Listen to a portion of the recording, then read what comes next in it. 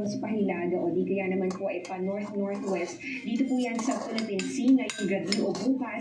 Saka po ito mag-northwest at tutumbukin naman ang bahagi po ng Ryukyu Islands at East China Sea. Posible po makalabas din yan sa Philippine Area of Responsibility sa West o kaya naman sa Biyernes kung hindi po anong malaki ang maging pagbabago sa pagkilos nito. Hindi pa tapos ang Yung isa China. low pressure area, Hindi pa tapos ang China sa ano, hindi pa sila nakaka-recover sa southeast ng Basco, Batanes. baha nila. Senaryo po ang posibleng mangyari dito sa low pressure area. Yung LPA na ito, kikilos po yan pakanluran papunta po dito sa may West Philippine Sea at dito posible po yung mabuo bilang panibagong bagyo. At yung isa namang senaryo pa, sasani po ito dito sa sirkulasyon ng bagyong Dante gaya po nung nakita natin dito sa forecast nitong mga nakalipas na araw. So patuloy po natin i-monitor kung alin sa mga senaryo na yan yung mangyayari doon sa low pressure area. Hinahatak po ng bagyong Dante at ng low pressure area yung habagat. Kaya naman kung mararanasan pa rin po natin yung mga pag-ulan sa malaking bahagi po ng ating bansa.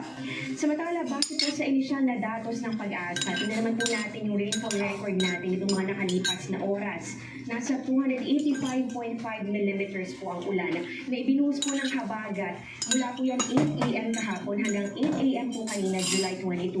At ayan po, no, mas mataas naman po dito sa may Sunny Point, Cavite, umabot po yan 382.1 millimeters. Mas marami pong mga pag-ulan ang inaasahan po natin sa mga susunod na oras dahil po yan sa habagat. Pero titingnan pa po natin kung maaabot po natin yung ganito karami. At kung ikukumpara po natin noong may bagyong Ondoy, ay mas mababa naman po, no, ito pong nakitala natin. Dito po yan sa Quezon City. Lagpas sa 300 millimeters of rain po kasi yan sa loob lamang ng 6 na oras. So ito pong ating record dito ay within 24 hours po yan. At sa Ondoy, 6 na oras lang po ito. Diba sabi ko sa iyo, mas malakas pa rin yung Metro weather, magpapatuloy po yung mga pag-ulan. Dito po yan sa northern at pati na rin po sa may Central Luzon. Ganoon din dito sa Metro Manila, Calabarzon. Wala masyado sa Davao. Pati na rin po dito sa Bicol Region. Ilang bahagi po ng Panay Island at ganoon din sa may summer provinces.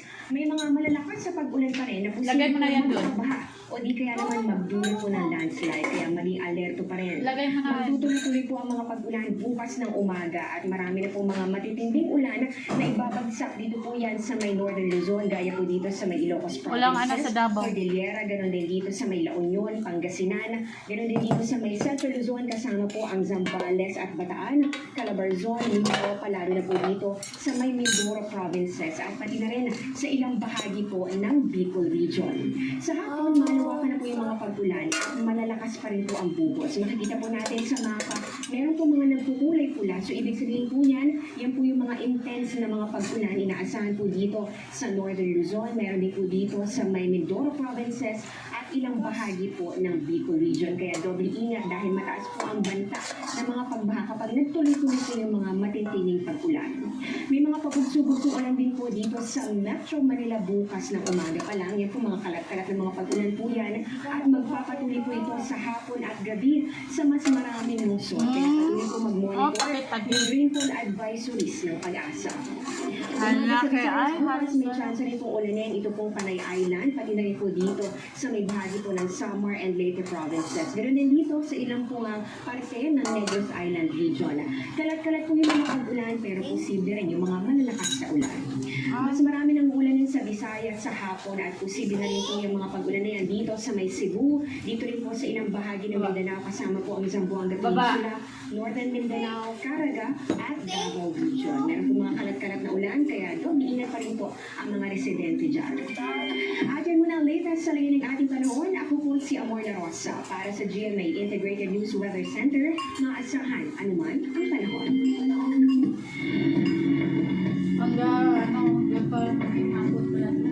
Bukas pa?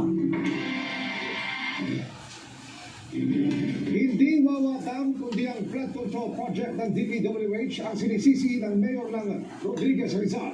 Sa matinding pagbaha, may mali umano sa disenyo nito kaya naiembudo ang dumadaloy na tubig.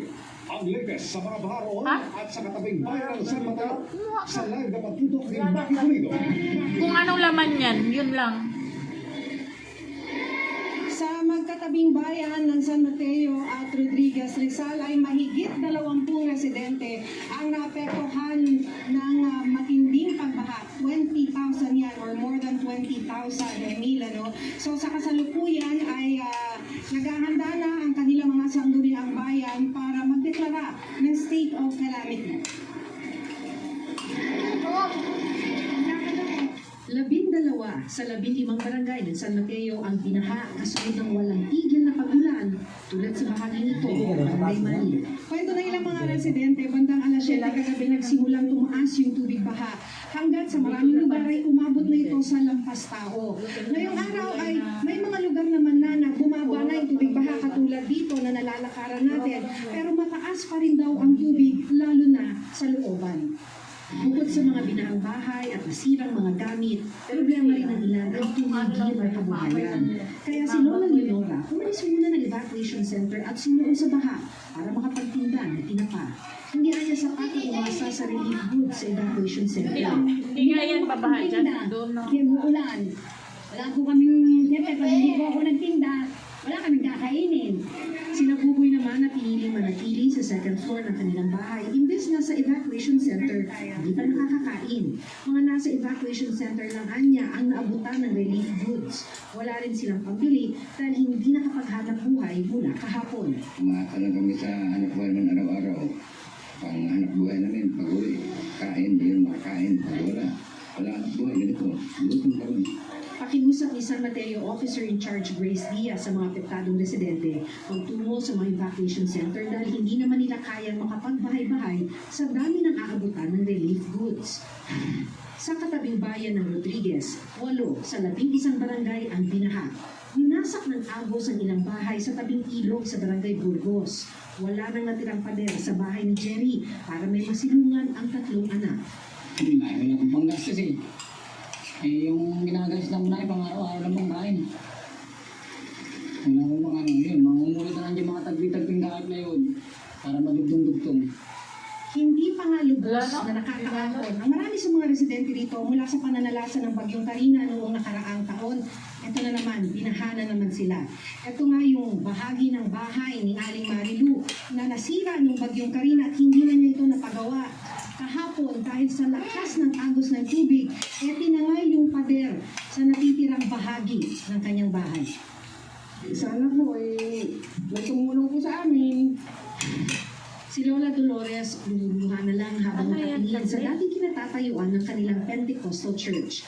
Tinangay ito ng malakas na agos, kaya halos wala nang natira sa pinaghirapan nilang itayo. Masakit. Dahil po ilan ang pinalagaan namin para sa aming mga anak at mga apo, mga kapitbahay ko, para matuto po sila ng tama. Ganito kahapon ang lakas ng dagsa ng tubig na umapaw mula sa Wawa Dam at umagos sa bayan. Kung tutuusin ayon kay Rodriguez Mayor Ronnie Evangelista, nakatulong ang disenyo ng impounding dam kung saan iniipon muna ang tubig para magkaoras sila para ilikas ang mga residente bago ito mag-overflow. Pero pahirapan pa ang pagpilit sa mga residente na ligtas. Yun lang talagang mahirap.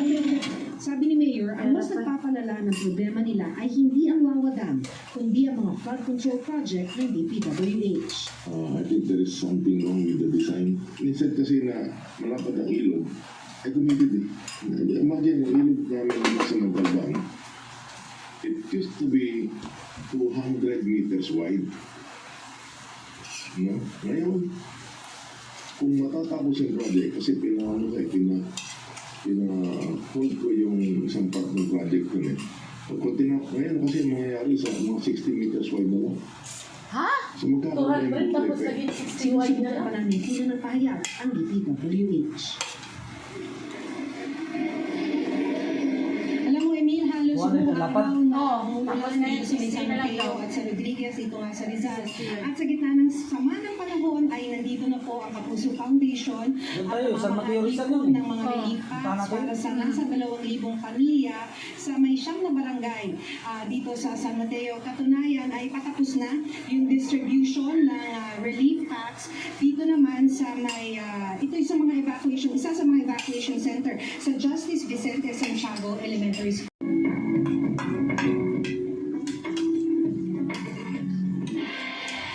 Lumog din sa baha ang 18 barangay sa Candama, sa Pampanga.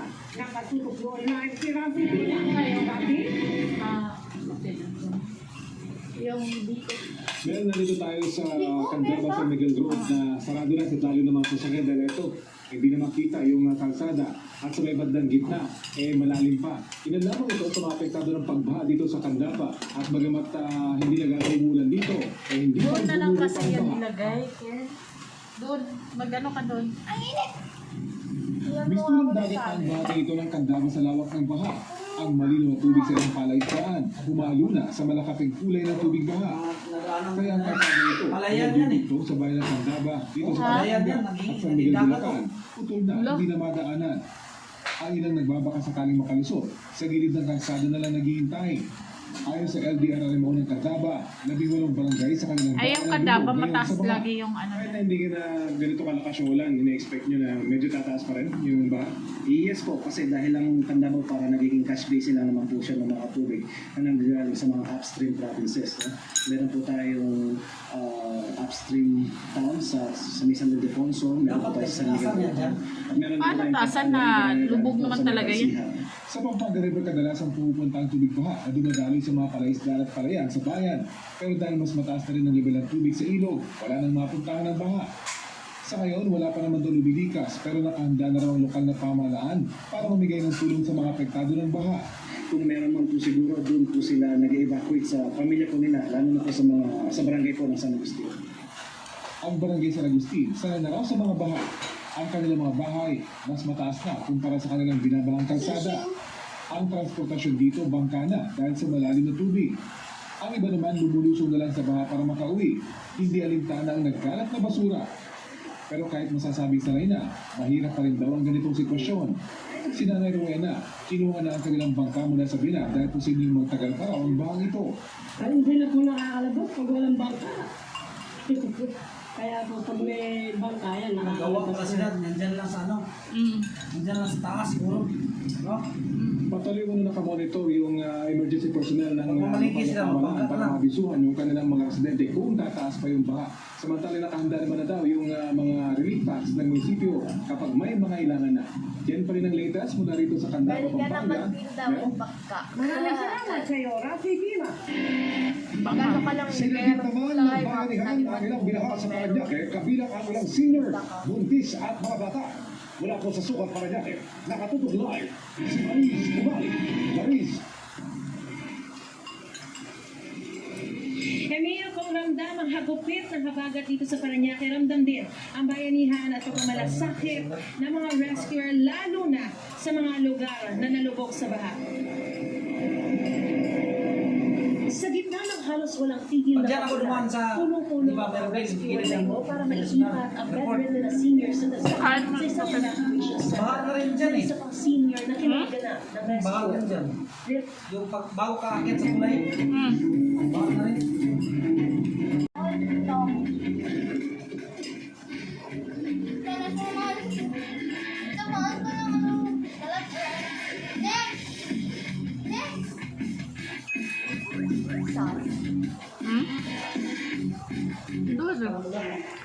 Order food you love with Foodpanda. Try mo daw. Nandun sa kabin. Kunin mo.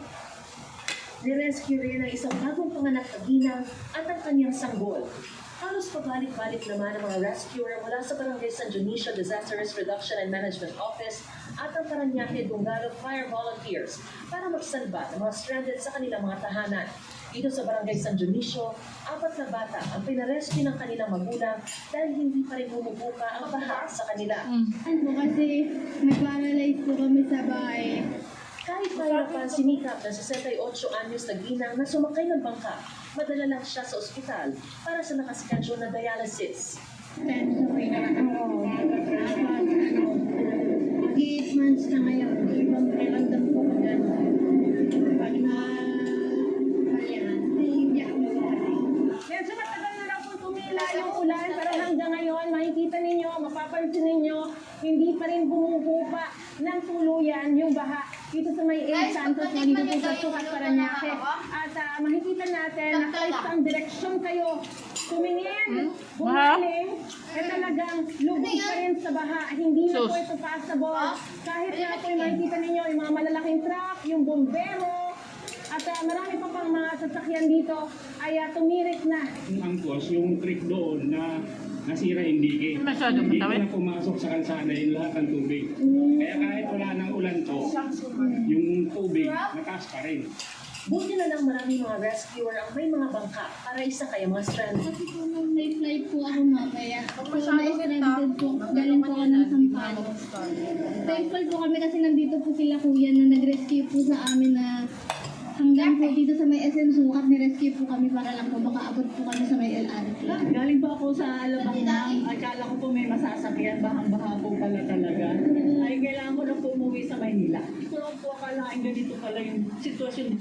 Pati lang residente naglabas ng bangka o ng pedicab para pagkakitaan. Meron din pati makeshift na balsa. Pero ang marami, lakas loob na sumuong na lang sa baha. Gaya ng buto ng mga pedestrian na ito, na ang iba umakyat na lang sa Center Island para makatawid. Straight lang po talaga kami makauwi ko. Nag-trek po kami doon kaso baha din po. Mga trek dito na lang po kami lumusong po. Na medyo humupa, nakalusot na rin ang mga truck ng pulis na nagsakay ng mas marami pang stranded. Pero payo ng ilang rescuer, Tayo po sa mga lalabas po ng bahay, kung maaari, wag na po muna. Manatili na po muna sila sa loob ng bahay nila. At talagang malalim po ang bahay kahit saan po tayo pumunta. tuloy naman ang paghahanda para may makain ang mga evacuee. Kaya sa mga sandaling ito ay tuloy-tuloy pa rin ang buhos ng ulan. Kaya naman kung makikita ninyo sa halip na tuluyang humupa na yung baha, ay unti-unti na naman po itong tumataas. At sa mga sandali pong ito, makikita ninyo sa Awa ating talaga ako sa baby ko. na marami pong mga motorista ang tumigil muna. Nagdadalawang isip sila kung tutuloy sila dahil baka tumirik sila sa gitna. Yung ibang mga sasakyan na nakita natin, bumubuelta na lamang. At ang ilang mga residente rito stranded, naghihintay na masasakyang bangka o di kaya yung mga truck ng pulis na maaaring nilang masabayan papunta sa kabilang ibayo. Samantala, update naman po tayo sa mga evacuees. As of 2 p.m. ay nasa 1,500 Pakain mo to doon, Ken. 4,311 na po na individual ang inilikas sa 18 evacuation center dito sa Parañaque. At yan ang pinaksariwang balita mula pa rin dito sa Parañaque. Balik sa iyo, Neil. Pakain mo doon. Maraming salamat, Maris Ibalik. Ito naman sa mga commuter hanggang kanina, ang mga hindi pa humuhupang baka sa Maynila at Pasay City. Nakatutok si Marisol Abdurrahman. Guys, pag natikman nyo, sarap! Sa dagat o ilog ang mga batang ito. May sauce pa, Pero oh. baha ito sa Bayanihan Road ng Barangay 181 sa Maricaban, Pasay. Ipapagmalay ko lang po yung namin, resort namin dito. Ang lalo na ba kagabi. Sobrang sarap mag-swimming. Hindi mo delikado yan. Masarap maligo dyan. Ang kasiyahan nila, pero bisyo, dahil sa mga residente na pumapasok sa trabaho na kinilangang i-rescue kanina. Kanina alas 8 hanggang alas 9 ng umaga. At pag ganitong tuloy-tuloy na ang malakas na ulan, malamang nataas na naman ang baha dito. Hanggang dibdib na po yung Talaga na kaya na po talaga namin dito na laging bumaba. Pag sa lumakas ng ulan, isang oras na malakas ng ulan po, automatic na yung bumaba na po sa amin. Kasi po, andyan po kami mismo malapit sa pinaka-trick. Binahari ng Barangay 180 na inabutan ng tulong ng City Hall kanina. Sa Maynila, baha pa rin sa Espanya Avenue kanina. Naliliguin ang ilang bata sa gitnang bahagi kung saan mas malalim ang tubig. Mangilang-ilang ang sasakyan na dumaraan. Mayat-maya, ang kanilang pagsusukat sa level ng tubig dito gamit itong stick. Napakahalaga nito dahil dito nila namomonitor kung pwede pa bang madaanan ang kalsada. Sir, halimbawa kung umabot na po sa sinasabi niyo po nasa 35 to 40 centimeters, ano na po ang gagawin po ninyo sa mga sasakyan o gustong dumaan? Dinadivert po namin yung mga maliit na sasakyan sa medyo mabamang lugar. Oo, dahil hindi kaya. Stranded naman ang ilang sasakyan at commuter sa taas ng baha kanina sa Padre Burgos. Stranded naman ang ilang sasakyan sa Pinans Road.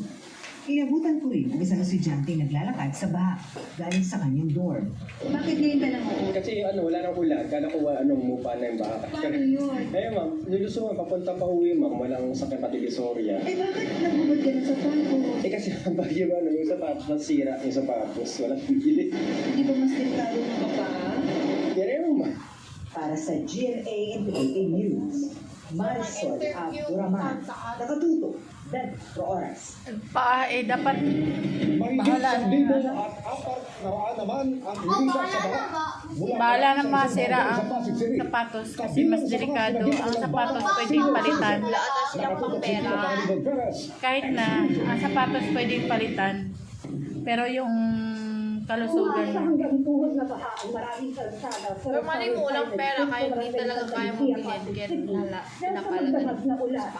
Diba? Kaya ang pamilya ni Lay Aviles humingi ng saklolo sa Pasig City Disaster Risk Reduction and Management Office kaninang umaga matapos pasukin ng tubig ang kanilang bahay. Maingat ang pagsakay nila sa bangka ng rescuer dahil may kasama silang bata at hindi pwedeng mabasa ang ina niyang senior citizen na bagong opera lab. Saan po kayo papunta ngayon? Sa may Greenwood sa mga lola ko.